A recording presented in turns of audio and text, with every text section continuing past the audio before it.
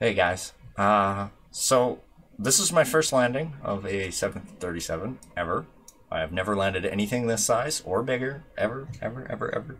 Everything I've landed is C-119 and the Cirrus C-50 that comes with X-Plane.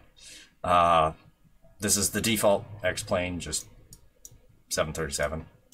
First one I've ever tried. First time I've used a flight planner. First time I've used autopilot. Well, no, I've used autopilot to hold height because I can't be bothered to trim it out. Yeah. Actually, I need to map lots more buttons. But I got basics. Okay, and I flew the flight plan all the way from CYYC to CY...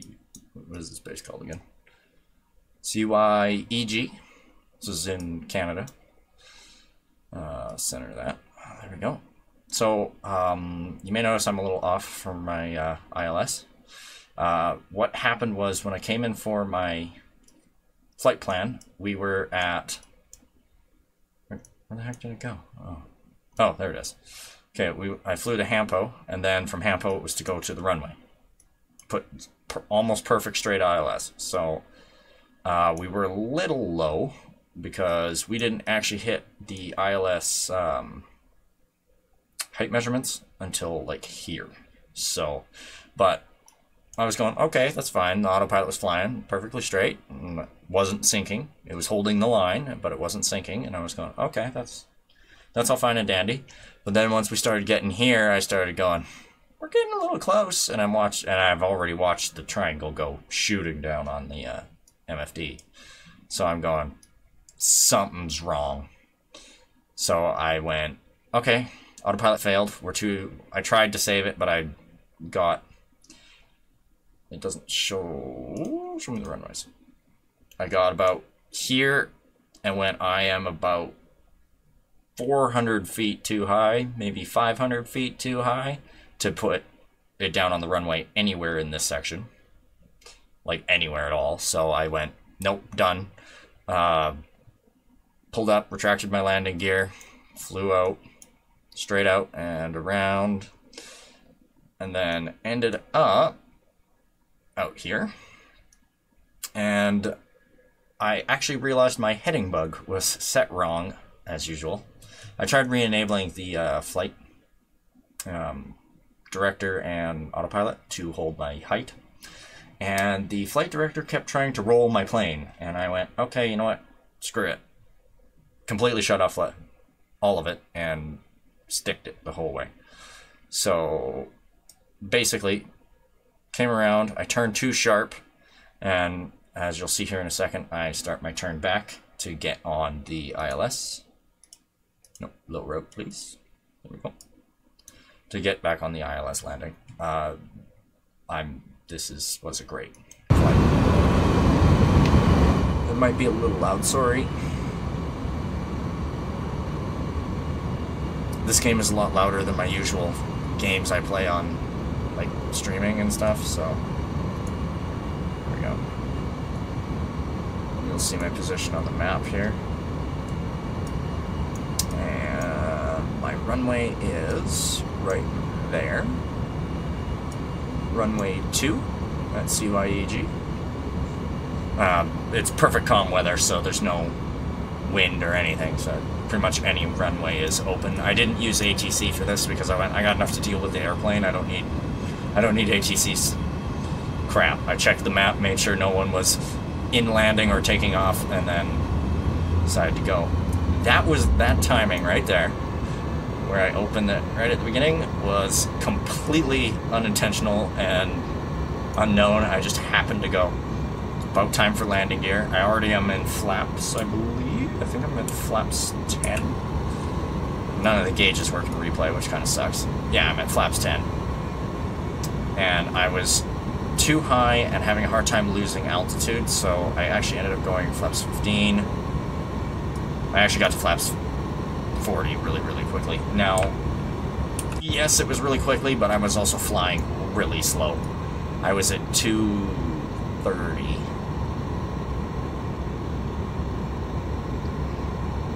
Now, I set my V2 at 170. It's an empty aircraft, so about 170. And when I was taking off, I noticed it took me about 180 to actually get off the ground. So I obviously set my V2 way too low, but I tried to keep it above 180 because I knew the plane has almost no lift at that point, and with full flaps, you should be able to keep a downward path. But as you can see, we're going in. And on the map, we're pretty much right on course. We weren't on course. I was way too high at this point, as you'll see, because the nose will dip here in a second, and then that was going too low. I was really fighting with this localizer, and I was actually too far to this side when I came in, but when I actually land, I'm too far to this side. So, as you can see, we're coming in. Okay, and at this point, I am flying to this number. That's what I'm doing. I'm looking at this number, flying to it, flying to it, flying to it. Going, okay, we're getting close. Flight director's telling me like 300 feet or something like that right now. I'm going, okay, okay. All right, time to chicken out. Going too fast in. And I actually chickened out too much and ended up floating for quite a bit. However, fixed it. Down we go, and then the runway screws me over. Not exactly the nicest of landings, but clean. Didn't strike anything. And as you can see, I touched down just shy of the middle. So go back. Right there. Not too bad. It was floaty. And I probably shouldn't have pitched down so violently to get the nose to come down. Or the height to drop. I was already at cut throttle at this point, so I couldn't scrub any more speed. There was nothing I could do to scrub more speed, but yeah, get this out of here. Yeah, so freaking I'm sure the person in the tower was having a panic attack. Going, oh god, they're gonna fly into the runway. And then they chickened out. And then, oh, that wasn't that bad. Okay, maybe not. As you see the tips of the wings bounce.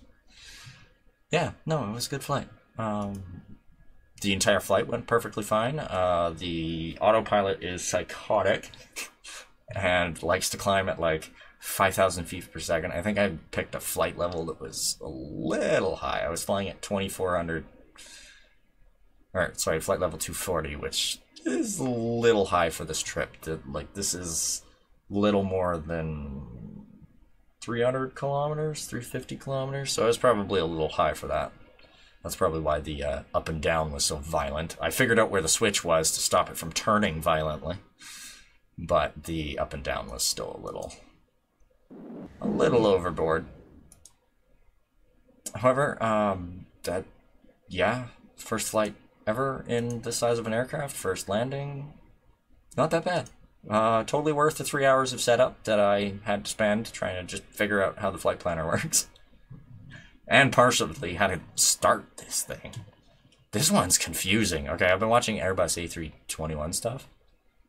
Not really all that complicated. This thing? Oh my god. Makes no sense. And especially, okay. X-Plane, you need to fix this. This button right here does not work.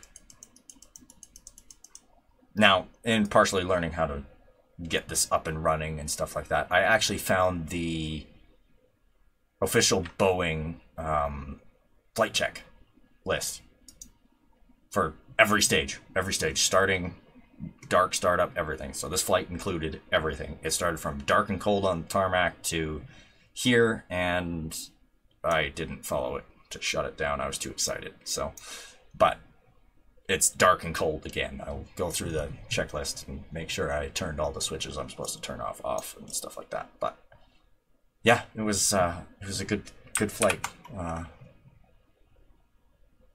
So.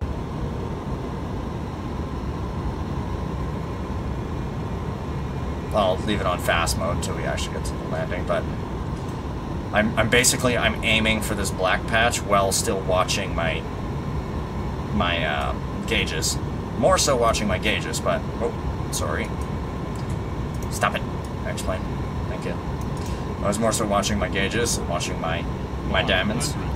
My diamond was about here at this point, and I believe it was about here. So I was really trying to scrub off speed. And at the end, I got this close and went, I can't afford to look at this anymore. I gotta look up here, which is probably a mistake on my part. But so now I'm watching. I'm seeing this number and I'm flying to it, straight to it, dead in my sights, dead in my sights. You can see I'm going crazy on the controls. And then I go, okay, we're too close. And if you hear the countdown, it's pretty fast. And I went, ah, crap.